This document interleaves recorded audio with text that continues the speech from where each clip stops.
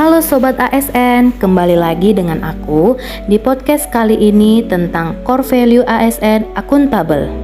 Tapi sebelumnya, perkenalkan kembali saya Carla Bertua Sri Rejeki Borusagala HMD Kes golongan 2 angkatan.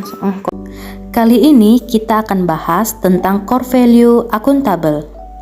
Apa itu akuntabilitas?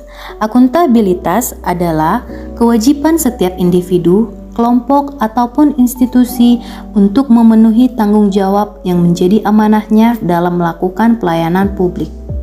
Di dalam konteks ASN, akuntabilitas adalah kewajiban untuk mempertanggungjawabkan segala tindak dan tanduknya sebagai pelayan publik kepada atasan, lembaga pembina, dan lebih luasnya kepada publik.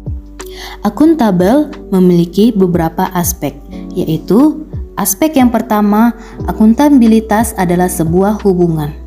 Aspek yang kedua ialah akuntabilitas berorientasi pada hasil. Aspek yang ketiga ialah akuntabilitas membutuhkan adanya laporan.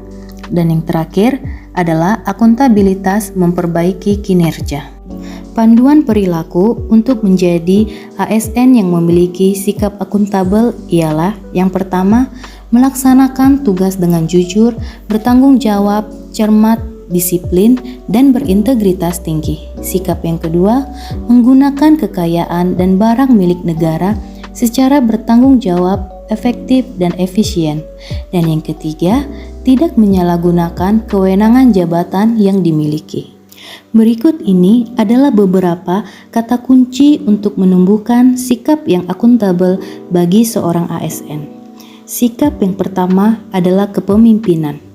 Lingkungan yang akuntabel tercipta dari atas ke bawah, di mana pimpinan memainkan peran yang penting dalam menciptakan lingkungannya.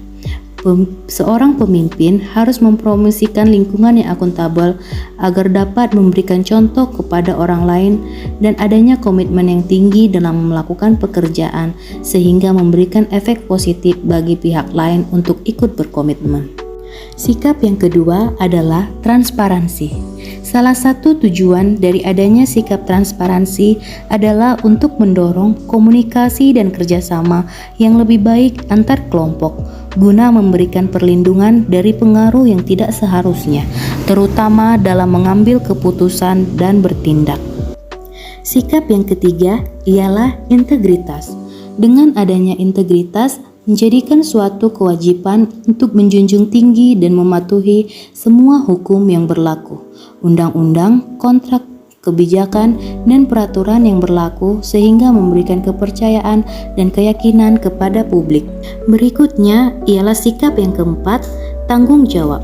Tanggung jawab atau responsibilitas baik institusi ataupun perseorangan memberikan kewajiban bagi setiap individu dan lembaga bahwa ada suatu konsekuensi dari setiap tindakan yang telah dilakukan karena adanya tuntutan untuk bertanggung jawab atas keputusan yang telah dibuat. Sikap yang kelima ialah keadilan. Sikap ini perlu ditanamkan terutama bagi seorang pimpinan di dalam lingkungan organisasinya. Sikap yang keenam ialah kepercayaan. Rasa keadilan akan membawa pada sebuah kepercayaan. Kepercayaan ini yang akan melahirkan akuntabilitas. Dengan kata lain, lingkungan akuntabilitas tidak akan lahir dari hal-hal yang tidak dapat dipercaya.